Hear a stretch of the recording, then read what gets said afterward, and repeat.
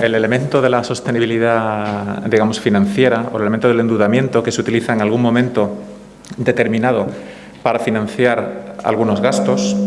En particular, hemos visto gastos derivados de guerras, ¿no?, que suponen un endeudamiento muy alto. ¿Cómo puedes estar décadas, ¿no?, incluso bastantes décadas, hasta que consigues reducir esos niveles de deuda? La situación actual que tenemos realmente en el mundo, en el globo, por decirlo así, es muy atípica desde la perspectiva histórica.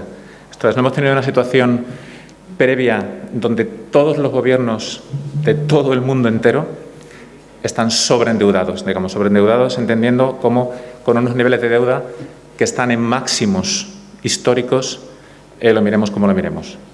Y esto que normalmente hemos tenido crisis previas, como la crisis del 2008, la crisis financiera, que luego derivó en la crisis soberana en la Unión Europea, en el área del euro en particular, ¿no?, la crisis soberana del euro. Hemos tenido episodios de endeudamiento muy elevados en algunas geografías, pero no en otras. A día de hoy tenemos países emergentes con niveles de deuda sin ver, que no hemos visto nunca. Esto quiere decir que estamos en una situación en la cual esos pagos, ¿no?, que ponía ese gráfico donde estaban estos pagos fijos a lo largo de décadas, realmente es lo que vamos a tener por delante a nivel global. En el caso europeo, que es donde me voy a estar centrando, en el caso europeo, además, estamos en una situación donde las distintas crisis, en particular esta, en la que todavía estamos sentados, nos lo ha evidenciado, pero nos lo evidenció el hecho de que desde 2008 hemos tenido 3 crisis. Además, hemos tenido las 3 crisis más profundas y más intensas, esta no sabemos cuánto nos durará, de toda la historia, básicamente en periodos normales, no de guerra. Esto hace además que en el conjunto de la Unión Europea, esta es la tesis que voy a estar defendiendo, tenemos que poner luces largas. Esto es, estamos en un contexto en el cual ahora mismo tenemos un marco de reglas que además cuelga, digamos, al nivel más supranacional. Dentro de cada Estado, pues hemos visto muy bien en la primera introducción, como también están las interacciones dentro de cada Estado, entre territorios, en distintos niveles de administración. En ese contexto, la tesis que voy a intentar mostrarles es que tenemos que pensar en un cambio de paradigma. Esto es, no podemos seguir pensando en ajustes en el margen de los marcos en los que nos movemos, porque el mundo es muy diferente del mundo en el que los sistemas actuales de reglas de los que nos dotamos en la Unión Europea a final de los 90, digamos a nivel supranacional, el mundo es diferente. El crecimiento económico es diferente, el tamaño de los shocks, de las perturbaciones que reciben nuestras economías, nuestras sociedades, es diferente, las tendencias de largo plazo son diferentes, estamos en un mundo globalizado, un mundo con unas tendencias demográficas muy marcadas. En ese entorno tenemos que pensar más allá y no solamente completar los elementos habituales, que pasaré ahora a describir, sino pensar, ser realmente creativos. Entonces, igual que desde ese punto de vista, la visión histórica nos enseña mucho, cómo lo que tenemos en un momento dado simplemente es fruto de unos ciertos procesos históricos y esos procesos históricos evolucionan. Entonces, hay elementos que en particular en el conjunto de la Unión Monetaria son fundamentales. Por un contexto para los que no estén tan familiarizados, la Unión Económica Monetaria es un animal extraño. ¿Animal extraño en qué sentido? Hay pocos precedentes históricos, posiblemente ninguno, de uniones monetarias, esto es, tengo una moneda única, tengo una política monetaria única que se hace en Frankfurt, aunque lo hace el Consejo de Gobierno con representantes, con distintas personas que son gobernadores de bancos centrales, pero la política fiscal sigue estando en manos de los países miembros y luego dentro de cada país, de acuerdo con los acuerdos internos que tengan. El caso de España es claro, el caso de Alemania, que es una federación. Esto es, la política fiscal es algo completamente nacional. Eso en la historia no se ha dado. Estados Unidos es una federación que tiene una unión monetaria y tiene un gobierno federal fuerte. Alemania es una federación donde tiene una unión monetaria y tiene un gobierno federal fuerte. La Unión Europea no tiene gobierno federal fuerte. El gobierno federal de la Unión Europea es muy pequeño. Esto hace que tenemos, digamos, una tensión doble en la Unión Europea. Cuando tú tienes lo que llamamos los economistas una perturbación, un shock, lo hemos visto claramente, tú tienes de repente un shock que afecta a todos los países que forman la Unión Monetaria. Entonces, la política monetaria tiene instrumentos para contrarrestar ese shock, esto es, para estabilizar la economía. Pero cuando la perturbación que recibe la economía es asimétrica, esto es, afecta más a un sitio que a otro, o cuando una misma perturbación, que es global, afecta más a unos países que a otros. Por ejemplo, la situación que tenemos ahora ha incidido en el crecimiento económico de manera diferenciada entre países. Si nos olvidamos de políticas sanitarias o diferencias que puede haber ahí, que esto es difícil de mirar, lo que sí vemos es que cuando uno mira en la Unión Monetaria, pero en el conjunto del planeta, las economías que más han visto afectadas son economías que descansan más sus estructuras productivas en servicios, en el turismo, en todo tipo de actividades que requieren mucho más contacto interpersonal, economías que tienen más empresas pequeñas que grandes y que, por tanto, están más sujetas a restricciones financieras. Entonces, ese impacto heterogéneo de una perturbación incluso como esta, que es común, ¿cómo lo suavizan o cómo se enfrentan a ello las autoridades? La política monetaria no sirve para eso. La política monetaria sirve para el conjunto. Entonces, en uniones monetarias, las teorías que nos enseñan en los libros, lo que nos dicen es que si yo estoy dentro de una unión monetaria, no puedo utilizar el tipo de cambio, porque el tipo de cambio del euro es de todos con respecto al exterior.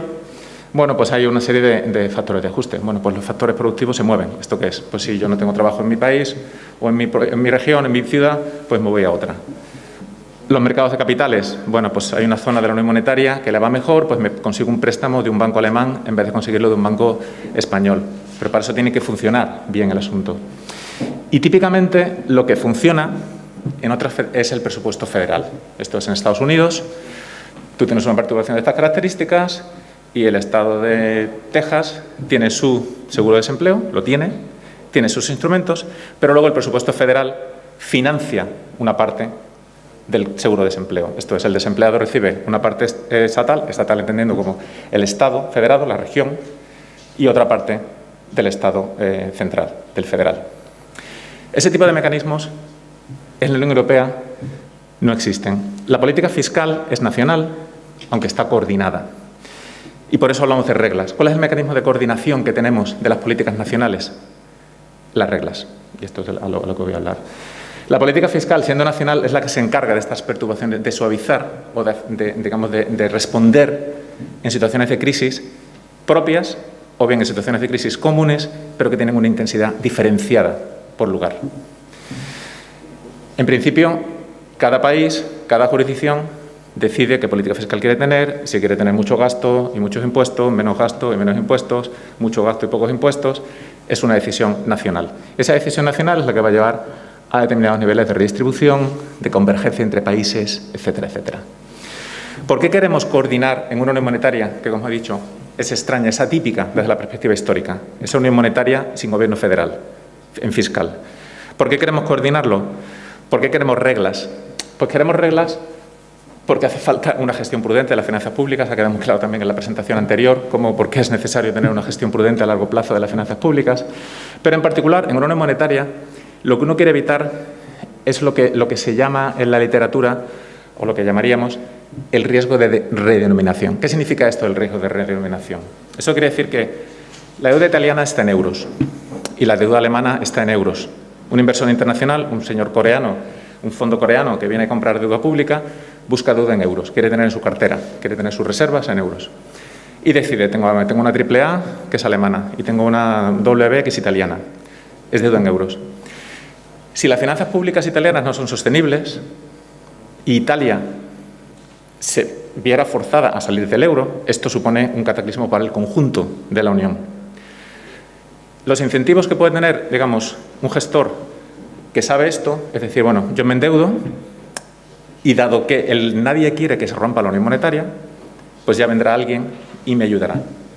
Esto es lo que llama el riesgo de redenominación y esto es lo que se refleja en las primas de riesgo que paga el inversor coreano, bueno, que recibe el inversor coreano por comprar deuda italiana o deuda española frente a deuda alemana. El hecho de que pueda haber un cierto riesgo asociado a esa deuda pública. Si queremos que una unión monetaria funcione, queremos minimizar ese riesgo. Queremos minimizar el riesgo de que un país se endeude mucho y le pase la obligación de defender al conjunto de la Unión al vecino. En ese contexto, la manera, en un mundo en el que no hay un gobierno federal, o el gobierno federal es mínimo, ínfimo, La manera que tenemos de mantener, de garantizar o de intentar esta disciplina fiscal, esa sostenibilidad, es coordinarnos entre todos. Es decir, ojo que tú estás endeudándote más de la cuenta, ten cuidado porque si tú te endeudas más, yo voy a tener problemas. Mi prima de riesgo va a subir por culpa de la tuya. Entonces, este es el juego que nos lleva realmente a tener reglas a nivel europeo. El marco de reglas que tenemos, que es ese libro que tienen ahí, que es el Tratado de Maastricht del 92 y que luego además se desarrolla en el Pacto de Estabilidad y alguna legislación posterior, básicamente tiene dos elementos. Tiene un elemento que es decir, bueno, a ver, yo quiero que todos los países miembros de esta Unión Monetaria y dentro de cada país, cada uno además que se organice como decidan, tenga unas finanzas que son sostenibles. ¿A qué miro? Hay muchos indicadores posibles. Bueno, pues el indicador obvio es el nivel de deuda pública, lo hemos visto antes.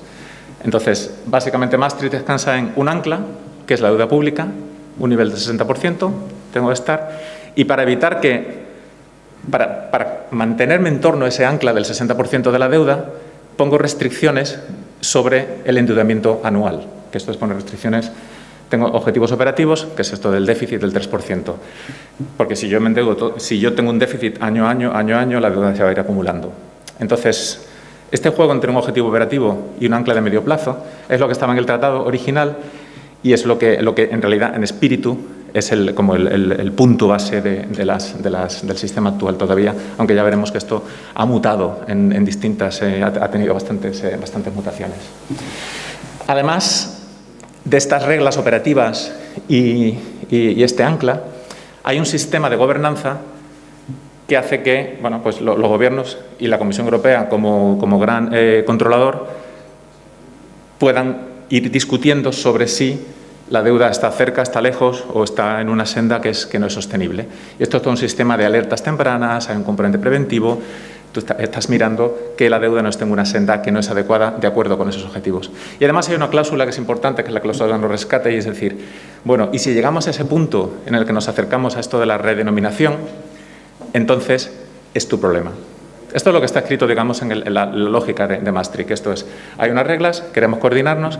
Si no nos coordinamos, la Unión Monetaria no va a funcionar, porque vamos a tener una serie de problemas importantes con esta redenominación que al final se va a traducir en el coste financiero, en estas primas de riesgo, en la transmisión de la política monetaria. Tenemos un problema. Pongamos unas reglas y si alguien no cumple, no lo rescatamos. Esto es lo que estaba en el origen. Obviamente, no se les escapa que esto es complicado, es muy complejo de implementar.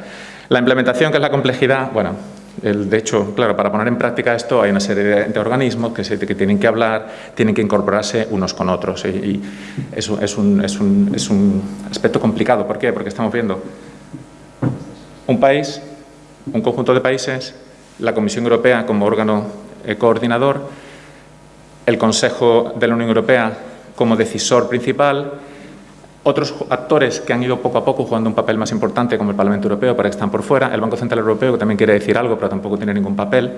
En ese contexto, ese marco, les pongo en una transparencia, el funcionamiento de este marco para los objetivos que se había marcado, que básicamente era hagamos que la gestión de las finanzas públicas sea disciplinada, sea prudente, y además tenga un comportamiento a lo largo del ciclo que permita absorber, como he dicho al principio, esos efectos asimétricos del ciclo económico en países o por shocks propios o efectos asimétricos derivados de shocks comunes que tienen impactos diferentes. En la práctica, en dos gráficos, les pongo por qué en el contexto, en las discusiones actuales, el sentimiento con el funcionamiento de este modelo no es positivo. Básicamente, en Europa estamos en un debate que en los últimos 20 años es el mismo. Esto es muy difícil, estamos intentando coordinarnos, pero esto no funciona. Entonces vamos añadiendo reglas. Vamos a poner un par de gráficos. El primero que tienen a la izquierda, la línea continua, esto que pone output gap, es una medida del ciclo económico. Esto es, cuando eso es negativo estamos en crisis, cuando es positivo estamos en expansión. Y la línea punteada que está en el eje de la derecha es el porcentaje de países que cumplieron la regla de déficit público que he puesto al principio, esto del 3%. Entonces, como ven, el perfil de la línea punteada y de la línea continua es muy similar. Esto es, cuando está por arriba cumplen muchos, cuando está en recesión cumplen pocos. ¿Esto qué quiere decir? Esto básicamente quiere decir que, en general, las administraciones cumplen esas reglas o han cumplido esas reglas cuando las cosas iban bien. Y no las han podido cumplir cuando las cosas iban mal. Esto es lo que los economistas en jerga llamamos un sesgo procíclico, que es justo lo contrario de lo que intentan conseguir las reglas. ¿Por qué tenemos reglas? Porque tú lo que querrías es, cuando yo estoy en expansión económica, la economía va muy bien y estoy recaudando muchísimo, yo quiero guardar un poco. ¿Por qué? Porque cuando las cosas vienen mal, como estamos viendo ahora, los ingresos públicos se hunden, las necesidades de gasto son mucho mayores. Entonces, en ese momento es en el momento en el que quiero tirar de lo que he ahorrado cuando me iba bien. De manera que quiero ser contracíclico. Esto es, cuando viene una crisis, no quiero cerrar hospitales. Cuando viene una crisis, quiero poner más recursos públicos. Lo que ha ocurrido en la experiencia, y esto es bastante común por países, es mucho más común de lo que puede parecer, es que las administraciones han tenido este sesgo procíclico. Esto es, cuando las cosas iban bien, gastaban mucho más, y cuando las cosas iban mal, como no tenían ese acumulado, no habían ahorrado, pues entonces tenían que recortar. ¿Por qué? Porque teníamos los mercados, porque si no, no puedo colocar mi deuda, porque la prima de riesgo se me va, porque aumenta el riesgo de redenominación y entonces tengo que ajustarme, porque si no, nadie me compra la deuda. Este es el primer elemento que el sistema de Maastricht quería evitar y realmente la percepción es que no lo conseguimos. Lo ha conseguido dentro de unos límites, esto es, ha acotado los márgenes, pero dentro de unos límites. Y el segundo elemento que quiero resaltar, que está en el gráfico de la derecha, donde lo que pinto son los niveles de deuda pública para un conjunto de áreas económicas. De hecho, aquí me he ido a la parte muy agregada. UEM es Unión Económica Monetaria, esto es el conjunto de los países de la zona del euro. Luego tenemos Estados Unidos, Reino Unido y Japón, otras economías avanzadas de referencia. En el eje de la izquierda tenemos el nivel de deuda pública, de 0 a 140 como porcentaje del producto de la economía. Y también en el de la derecha está el caso de Japón, que los niveles de deuda son mucho más elevados. Y lo que veis en ese rango, esto es una manera de poner la información de los niveles de deuda pública desde el año 1970 hasta la actualidad, bueno, hasta el 2019, bueno, hasta el 2020 también, y previsiones, de hecho. El rango azul es dónde se ha situado la deuda, esto es el percentil 25-75, esto es, básicamente, quitándome los extremos, es dónde ha estado la deuda normalmente en todo ese periodo, en ese rango. Entonces, la deuda de la Unión Monetaria, de los países agregados de la Unión Monetaria, ha estado pues, entre el 70 al 85% del PIB. Ahí es donde ha estado. El mínimo, que es la barrita, la línea de barrita, como mínimo ha estado como en el 65% del PIB. Esto es, nunca ha estado en el 60%. De acuerdo con la creación de Maastricht, en principio, en media, estamos hablando de varias décadas, deberemos estar a veces por debajo, a veces por arriba. A veces por debajo, ¿por qué? Porque entonces cuando me viene la crisis me sube la deuda. Y entonces es lo que tiene que pasar. La deuda tiene que subir en crisis, pero tiene que reducirse en expansiones. Y eso es lo que no hemos visto. De manera que hay un cierto sesgo al alza en esos niveles de deuda que no se han podido reducir por debajo o en torno a una serie de niveles de referencia. Conclusión, cuando llega una crisis, como ha pasado aquí, te pilla con la deuda muy alta. Si te pilla con la deuda muy alta, la deuda es más alta. Con lo cual estamos en situaciones en las cuales la situación global de sobreendeudamiento, digamos, o de endeudamiento muy elevado, bueno, pues nos llevará ahora a pensar en procesos muy largos de los que hemos visto en la presentación anterior para periodos prolongados de tiempo. Básicamente, los problemas que ha tenido todo este marco de reglas, que son relativamente generalizados, el juicio que hacen los expertos y las discusiones, es que, uno, un sistema de reglas sencillo, ¿no? 60%, 3% y variantes, al final no nos ha permitido incorporar el elemento fundamental, que es el papel que tiene el ciclo económico en la capacidad de recaudar y lo que me impacta en crisis a la hora de gastar. Porque tengo que gastar en desempleo y tengo que gastar en otras cosas, tengo que gastar en sanidad, tengo que gastar en otro tipo de elementos. Dos, el hecho de que tan posiblemente fuimos un poco naif a la hora de fijar unos límites cuantitativos que venían como dados y que no tenían mucha teoría económica detrás, que era esto del 60% y del 3%. ¿Por qué el 60%? ¿Por qué el 3%? ¿Por qué el 2%? Hablabas antes de los objetivos. ¿Por qué el 1,5%? ¿Por qué el...? Hay una serie de elementos que deberían permitirnos definir esos límites cuantitativos, que además posiblemente tendrían que tener algún elemento específico de cada país. El 60% es razonable para Alemania, es razonable para España, y esto uno aprende mucho cuando mira países emergentes. Por ejemplo, uno ve a Brasil. Brasil tiene una deuda pública ahora mismo que está por encima del 100%, está llegando al 100%, y los inversores se están poniendo muy nerviosos. ¿Por qué? Porque la deuda pública de un país emergente típico, como mucho, está en torno al 50-60%. Porque llega un momento en el cual la probabilidad de que hay un default, esto es de que me dejan de pagar, empieza a aumentar. Eso quiere decir que, al final, el límite, estos límites, estos valores cuantitativos, tienen que estar relacionados con la capacidad de pago en el futuro, porque eso es lo que yo quiero tener. Esto es, yo quiero saber si un país es capaz de devolver la deuda o no. Desde esa perspectiva, que el Estado Federado de Baviera, el Estado Libre de Baviera, de hecho, tenga una deuda por encima del 100%, no le preocupa a nadie. Que Japón, como hemos visto en el caso anterior, tenga una deuda del 300% del PIB, no le preocupa a nadie. Japón va a pagar sus deudas. Entonces, muchas veces confundimos límites cuantitativos con poca teoría con capacidad de pago. Y sí que es cierto que son indicadores válidos, pero no son indicadores solamente universales. En cuarto lugar, también posiblemente tuvimos demasiado foco en lo fiscal, ¿no? En la deuda, en las reglas, en el déficit, y dejamos un poco de lado el posible impacto que puede tener la macro, no solamente desde el punto de vista del ciclo económico, sino desde el punto de vista de los desequilibrios que los países podían acumular. Y esto, si nos vamos al 2007-2008, la acumulación de deuda privada, la acumulación de otro tipo de desequilibrios macroeconómicos, al final acaban derivando en efectos sobre las finanzas públicas. Los bancos, al final, digamos, el sector público acaba incorporándose y, digamos, rescatando, salvando o incorporando dinero en distintas dimensiones, y esto al final sobrecarga también la Hacienda. Y por último, a nivel europeo, faltaba un marco de gestión de crisis. Esto es, de repente tenemos el COVID, cada país es muy pequeño, infinitamente pequeño respecto al tamaño del shock. ¿Qué hacemos? Necesitamos 6 meses, bueno, 6 meses no, necesitamos varios meses para montar el Next Generation, que es un paso brutal, pero todavía estamos esperando que el Next Generation empiece a dar fondos. ¿Por qué? Porque es un proceso ad hoc, que es fruto de la discusión política punto a punto. Todos los mecanismos que se han ido lanzando son fruto de la discusión política una tras otra, y no es un mecanismo automático, no es el gobierno federal de Estados Unidos entrando. Entonces, la solución de las crisis realmente basada en coordinación ad hoc, en procesos muy costosos de negociación, te lleva a un punto en el cual, de nuevo, el Next Generation tiene 750 billones, esta es la cifra que todo el mundo repite. ¿Eso es mucho? ¿Eso es poco? No lo sé. Eso es fruto de un acuerdo político. Eso no es fruto del cálculo de los estabilizadores automáticos o de las necesidades de la economía europea. Eso es fruto de un acuerdo político, que es histórico, pero no está calculado de acuerdo con parámetros de necesidad macroeconómica. Es un acuerdo político. Y esto se evidencia cuando lo vemos. De manera muy rápida, para ordenar este debate y pasar a retos, quiero comprobar un poco el tiempo.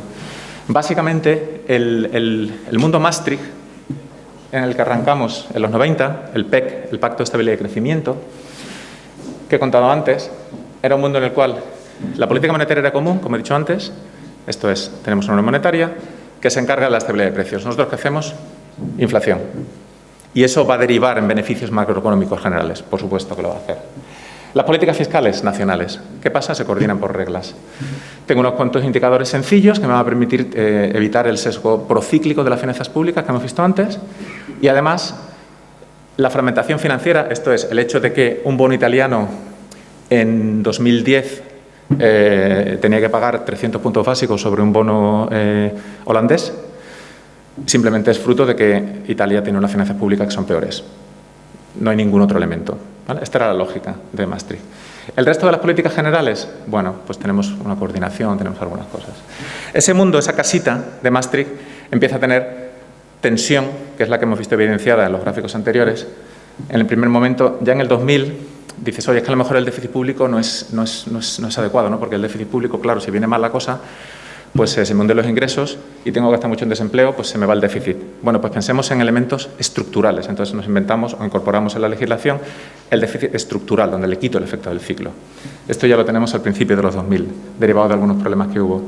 Luego tenemos unas reformas de segunda ronda, donde la casa la vamos construyendo, le ponemos ahí el cercadito y tal, donde tenemos la reforma de segunda ronda en la cual tenemos unas crisis potentes que intensifican la necesidad de mirar a más cosas. Se incorpora la regla de gasto, se incorpora distintas maneras de mirar a esa convergencia, ese 60% de deuda pública, y poco a poco empiezan a aparecer, la principal carencia, empieza a aparecer, que es la falta de componentes supranacionales, que en una unión monetaria, con una moneda común, es básicamente lo que nos falta. Se solucionan las crisis, aparece el MEDE, el Mecanismo Europeo de préstamos, el de los rescates, el de los hombres de negro. Se empieza a hablar también de que posiblemente las políticas fiscales de cada país, la suma de ellas debería ser algo así como la política fiscal de la zona del euro. Entonces, si la zona del euro está en crisis, la política fiscal agregada de los miembros debería ser contracíclica, debería estar apoyando. Pero cuando uno hace esa suma se da cuenta de que no, de que cuando la economía está en crisis resulta que las políticas fiscales están contrayendo y cuando la economía está en expansión las políticas fiscales están expandiendo. Simplemente porque no hacemos porque la cuenta de vamos a sumar las políticas fiscales nacionales no está en ningún sitio en los tratados. Este concepto se empieza a introducir de una manera muy débil. Y luego empezamos a completar, ¿no? Unión bancaria, capital mercados. Justo antes de la crisis, en febrero de 2020, la Comisión Europea lanzó consciente de estas limitaciones, consciente de que el modelo ha tenido luces, pero ha tenido muchas sombras, como hemos visto antes, lanza un concurso público, ¿no? Lanza una discusión pública sobre qué deberíamos hacer con el marco de reformas, de una manera muy, muy débil. Esto justo en febrero, ¿no? Antes de que se hundiera el mundo. Pero básicamente las discusiones siguen incidiendo en la responsabilidad nacional solamente, esto es, deberíamos tener más reglas, deberíamos tener más menor rescates, deberíamos añadir más elementos, deberíamos poner más cositas a la casa, a esta casita pequeña, y agua mucho la parte supranacional. Se habla de un pequeño presupuesto de la Unión Monetaria dentro del presupuesto de la Unión Europea, pero eso va quedando poco a poco diluido. Y entonces llega la situación en la que estamos, ¿vale? Donde seguimos construyendo la misma casa, ¿eh? Esto es un poco la transición a la que estamos. Básicamente, la parte de responsabilidad nacional, digamos, pues los gobiernos se les pide que hagan lo que tienen que hacer y todo lo que tienen que hacer, y es la situación en la que estamos y es lo que hay que hacer. Se elimina, por decirlo así, el marco de regla supranacional y cada uno que vaya que haga lo que pueda y luego ya veremos, ¿no? Esto es un poco la situación. Pero sobre todo se pone el énfasis en la respuesta supranacional. Hay una respuesta centralizada que hay algunos elementos pequeños, previos, fondos estructurales, un fondo para financiación del desempleo, se refuerza el mecanismo de rescate del MEDE, aunque no se está utilizando, y sobre todo se pone en marcha el Next Generation, que es esta respuesta discrecional temporal, que es un cambio de paradigma, pero que no deja de ser todavía una manera de pensar asociada a la construcción de la casita antigua. De manera muy breve, básicamente, esta reforma que está en marcha ahora mismo y que va en línea de arreglar todavía la casa, esta que tenemos es, bueno, es que las reglas, esto no funciona ¿por qué? Porque las reglas que son muy complicadas. Bueno, pues las simplificamos. Empezamos con un 3%, un 60% y hemos acabado con el 3% más la estructural, más la regla de gasto, más la convergencia a medio plazo, más la inversión flexible, más no sé cuánto. Entonces, bueno, volvamos a tener un espíritu más sencillito. Cambiemos la gobernanza. El problema no es que las reglas, el problema es que nadie las cumple. Bueno, pues entonces pongamos más controladores para que se cumplan, ¿no? Este es un poco el punto principal de reformas. La segunda discusión es la de la centralización. Más centralización, menos centralización. Cuando digo centralización es más gobierno federal o vamos a aquello de, bueno, si uno al final tiene finanzas públicas insostenibles, lo sacamos del euro. Entonces, este es un poco también el debate. Mayor centralización implica tener alguna herramienta macroeconómica de estabilización, que eso es lo que le falta a la Unión Monetaria, y esto es fundamental. La Unión Monetaria, lo diría de nuevo, es una Unión Monetaria completamente extraña en el contexto histórico. Es una Unión Monetaria sin gobierno federal. Entonces, hay que darle alguna herramienta adicional a la Comisión Europea. Y luego, bueno, pues evidentemente avanzar en otras cosas.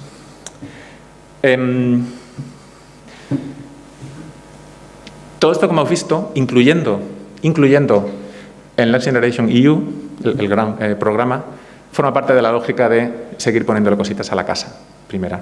Y realmente, en el contexto en el que estamos, y aquí con esto voy a ir acabando, voy a poner un par de grafiquitos y acabo, en la última parte, necesitamos una nueva lógica, necesitamos otro tipo de casa, una casa sin tejados, algo diferente, ¿no? Necesitamos movernos a un nuevo sistema de arquitectura, necesitamos movernos. Donde, dos cosas. Uno, avancemos en mejorar esa política fiscal nacional desde el punto de vista más de lo que dirían algunos estándares compartidos. Esto no es tanto de yo te vigilo, tú me vigilas, sino vamos a ver si nos ponemos de acuerdo en una visión de futuro, y esto tiene muchas dimensiones de compromisos, porque si no, vamos a seguir incumpliendo, vamos a seguir engañándonos unos a otros, que es un poco lo que hemos visto en muchos casos. Y luego, sobre todo, hace falta desarrollar esa pata supranacional. Esto necesitamos, la Unión Europea es un animal extraño en el sentido también de que, bueno, tenemos unos niveles muy descentralizados, unos niveles centralizados y todos ellos tienen que coexistir. Pero en toda esa estructura, el nivel supra realmente es el que está más debilitado. Y si no tenemos esto, es muy difícil, sin una política fiscal supranacional, sin un Next Generation, es muy difícil hacer frente a perturbaciones del tamaño de la que hemos vivido ahora mismo. Y ahora pondré un grafiquito y se verá muy claro.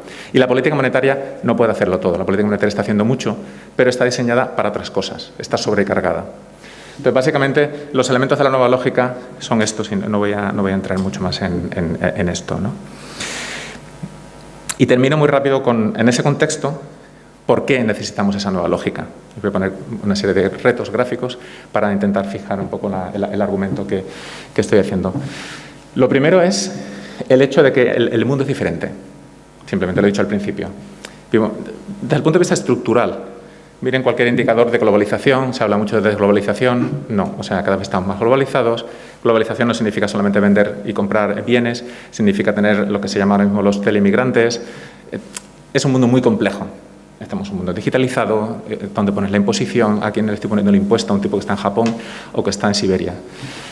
La demografía, el clima, etcétera, etcétera. Desde el punto de vista estructural necesitamos internalizar esos retos que tenemos a largo plazo y que a veces se nos pierden. Y desde el punto de vista cíclico, la intensidad de las crisis que vamos recibiendo pues empieza a ser un poco llamativo. El gráfico que tienen arriba, que no se ve muy bien y lo siento, es empezando en los años 80, el crecimiento del PIB de Estados Unidos, la zona del euro y el Reino Unido, ¿vale? Digamos, esas son las fluctuaciones cíclicas. Entonces, lo que ven en el grafiquito de arriba, el pico ese que cae es la crisis financiera. Eso es, la crisis financiera fue la mayor crisis de toda la época de las últimas décadas. Pero es que, claro, cuando uno pinta lo que estamos viviendo ahora, que es el gráfico de abajo, básicamente la serie histórica se aplana. Esto es, el tamaño del shock es gigantesco. Pero es que es posible que estemos en un mundo, hay quien habla de era pandémica, no voy a incidir en esto, pero estamos en un mundo en el que los shocks grandes empiezan a ser más frecuentes. Y no solamente los económicos tradicionales, sino incluso, si ven el gráfico de la derecha, ese es el porcentaje de lo que llaman los expertos eventos biológicos extremos. Estos son pandemias, pero también son terremotos o son eventos derivados de clima, etcétera, etcétera. Entonces, esos elementos empiezan a ser más frecuentes, con lo cual empezamos a tener un mundo en el cual tenemos shocks más grandes, por lo tanto necesitamos atender a cosas donde tenemos que estar coordinados a distintos niveles para poder atender a esto. Dos, dentro de la monetaria, además, como he dicho antes, cuando yo tengo un shock que afecta de manera diferenciada a los países y a los agentes, necesito tener herramientas que me permitan reducir esa heterogeneidad. Esto es lo que se llama la fragmentación real. El gráfico de la derecha lo que ven es, si pongo 100 el 2019, esto es antes de la pandemia, cómo ha caído el PIB en el año 2020. Ven que España es el que está abajo, por debajo más del 10%, en torno al 11 y pico por ciento. Pero es que la recuperación hacia adelante también es lenta, ¿no? Cuando Alemania haya recuperado a final de 2022 el nivel previo a la pandemia, en España estaremos todavía por debajo. Y estas son previsiones que tienen también su entorno de riesgo. Esa divergencia, de nuevo, abunda en los problemas de una unión monetaria y una Unión Europea en la cual los niveles de convergencia tienen que ser importantes para poder luego compartir reglas y compartir otro tipo de cosas. 3. Se ha hablado antes de la fragmentación financiera y los riesgos de redenominación, el hecho de que tenemos cargas financieras que pueden ser diferentes, ¿no? Y ya lo comentaba antes. Y voy a ir a los dos fiscales que me quedan y con eso voy a cerrar. 1. Cuando hablamos de reglas fiscales, cuando hablamos de sostenibilidad de la deuda a largo plazo, a veces adoptamos una postura relativamente, lo que dirían los economistas, de equilibrio parcial. Esto es, voy a subir los impuestos, voy a bajar los impuestos. Voy a subir no sé qué partida de gasto, voy a reducir no sé qué partida de gasto. Son posturas de muy corto plazo y que a veces, reflejan preferencias muy parciales. De nuevo, marcando las luces largas, uno lo que tiene que ver es que lo que ha pasado en el mundo, por decirlo así, en las economías avanzadas, en las últimas décadas, esto estamos empezando en los años 60, es que en general las sociedades tenemos preferencia por un mayor gasto social. Estas tendencias al alza se ven en todos los casos, pero no solamente es una cuestión de preferencia, es una cuestión también de que cada vez somos más mayores, cada vez tenemos que dedicar más a sanidad, por razones obvias, como hemos visto, en esa serie de partidas que van subiendo, y eso va en detrimento de la parte de inversión, y en inversión también incorpora educación. Entonces, esta tensión, al final, en un contexto en el que las finanzas públicas no están adecuadamente, digamos, en un contexto prudente, acaba tensionando los presupuestos y acaba haciendo que la parte de inversión, que es la que al final nos da crecimiento a largo plazo y bienestar, se vaya cayendo. Y ya para finalizar, Déjenme que haga una pequeña reflexión sobre la situación de deuda pública en la que estamos ahora mismo, ¿no? Y que es un poco el contexto en el cual tenemos que plantearnos hacia dónde nos movemos en este nuevo marco de reglas fiscales. Esto es, ahora mismo tenemos el marco, como bien ha dicho Gemma antes, en suspenso. Ese marco está en suspenso y deberíamos aprovechar, bueno, está en suspenso. En febrero del 20 la Comisión Europea lanzó una consulta para ver cómo hacemos la reforma y posiblemente deberemos aprovechar la vuelta a la normalidad, digamos, la vuelta a un sistema de reglas, con un sistema que ya incorpore nuevos elementos. ¿Por qué? Porque si nos vamos al sistema anterior, simplemente con un poco de cosmética, simplemente no es factible. El 60% de deuda, ¿vale? Esto es las barras, es, digamos, el saldo público, esta es la diferencia entre ingresos y gastos públicos, quitando la carga de intereses, el primario, ¿vale? Ingresos menos gastos. ¿Cuánto tengo que tener de exceso de ingresos versus gastos? Son esas barritas que están por encima del cero. Para la Unión Monetaria, Alemania, Francia, Italia, España. Ese es el esfuerzo, el superávit que tengo que tener año a año durante los próximos 10, 20 o 30 años para conseguir que la deuda pública se reduzca hasta ese famoso 60%. Esto es, si me cojo, por ejemplo, el caso de España y me cojo la línea azul, si queremos que la deuda pública del nivel actual, como ha mencionado antes ella, por encima en torno al 120% del PIB, para que dentro de 10 años, esto es en el 2031, esté por debajo en torno al 60% del PIB, debería tener un superávit, quitando la carga de intereses, de más de 4 puntos por año. El déficit público a día de hoy pues, está por encima del 10%, obviamente. Bueno, y quitando carga de intereses, más o menos así. El superávit promedio que hemos tenido en las últimas décadas ha sido un déficit, ¿no? Entonces, cuando uno mira hacia adelante, piensa, bueno, a ver, ¿y si fueran 30 años? Si fueran 30 años necesitarías tener unos superávits de en torno a 2 puntos. ¿Y si fueran 40? ¿Y si fueran 50?